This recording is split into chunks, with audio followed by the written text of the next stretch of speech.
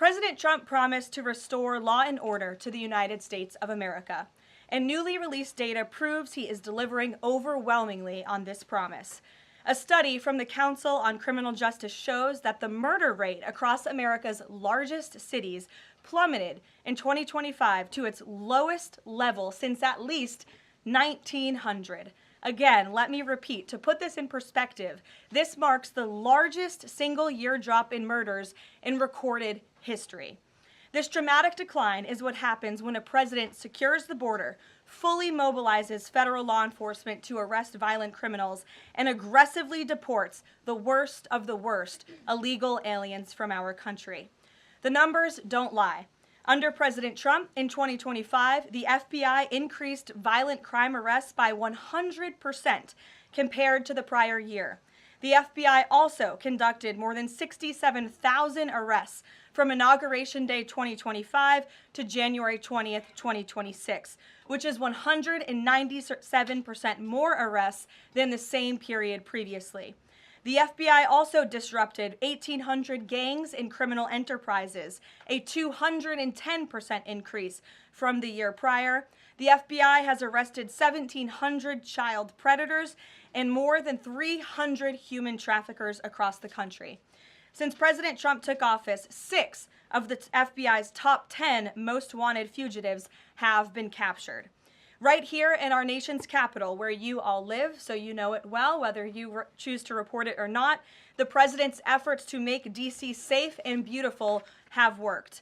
As of last week, D.C. homicides were down 62%, motor vehicle theft down 53%, and 2025 had the fewest violent gun crimes of any year of available data in our nation's capital. For more proof that these tough-on-crime efforts are working, look at the president's Make Memphis Safe Again campaign.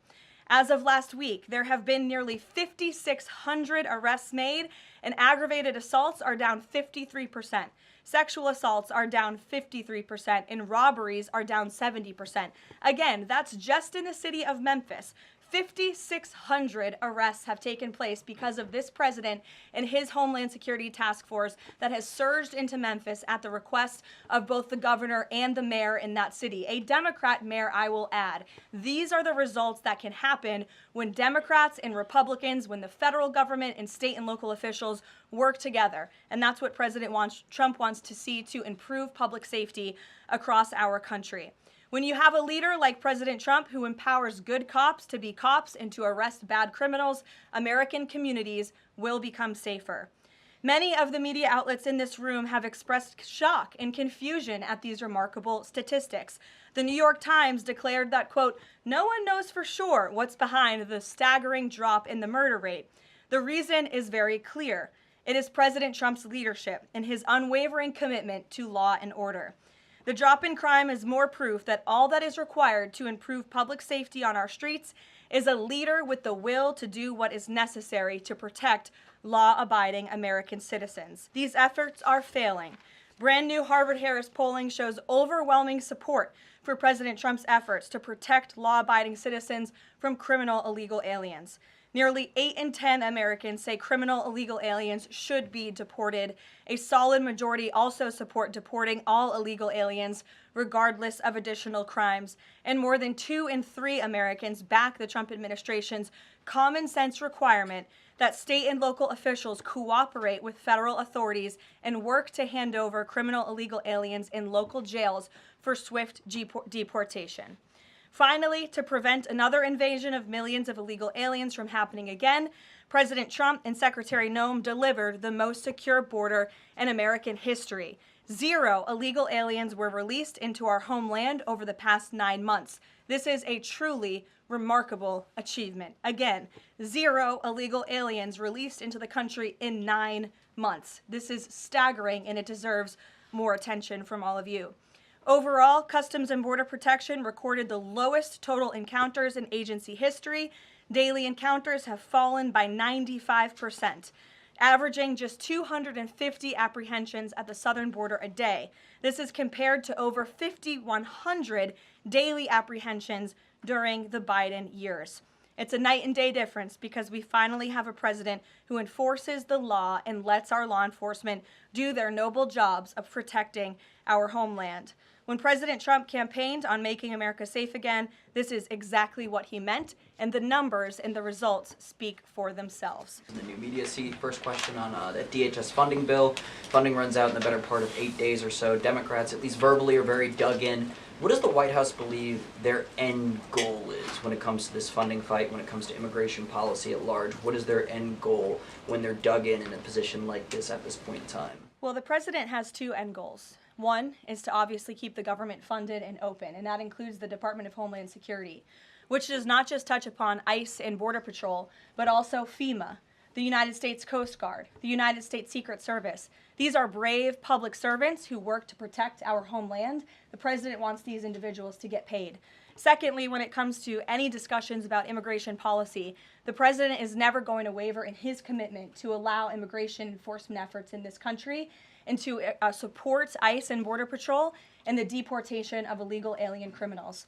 I know Senator Schumer and Leader Jeffries sent over a very long list of demands, some of which the administration is willing to discuss. Others don't seem like they are grounded in any common sense, and they are non-starters for this administration, but we're not going to negotiate policy from the podium. I'm going to allow the president to do that, and any final decisions that are made will be made ultimately by him. But rest assured, he is never going to allow law enforcement in the jobs that they do, the important jobs that they do, to be undermined. And secondly, Karoline, the Department of Homeland Security put out a tweet a better part of an hour ago alleging that an illegal alien was involved in a major car wreck in Indiana, killing 4 people, and they allege that the suspect in question came in under the CBP-1 app under the Biden administration and received a commercial driver's license from the state of Pennsylvania. What is the White House's reaction to a situation like this? And what is the White House doing to crack down on cases like this where illegal aliens are obtaining commercial driver's licenses? Yes, this is another abhorrent example of the border crisis over the past 4 years, and it again exemplifies why the administration must continue and will always continue to fully back and support ICE and Border Patrol and law enforcement in their removal of illegal alien criminals from our country. For those who don't know, and all of you should report on it, 4 Americans were tragically killed and lost their lives this week yet again from an illegal alien, an individual who was paroled into the country by the Biden administration using the CBP-1 app, which they created like it was a magic pass for Disneyland. That's not how immigration in this country should work. And this illegal alien from Kyrgyzstan was traveling on an Indiana highway, and he failed to brake for a slowed semi-truck in front of him. He swerved into the lane, and he crashed into a van carrying 15 passengers, and 4 people were killed in that crash. This is another tragedy that could have been prevented if not for the wide open borders from the previous administration. That's why we now have a secure border. That's why this administration will continue to deport illegal aliens from our country. If you like this video, then like, share and subscribe to etnow.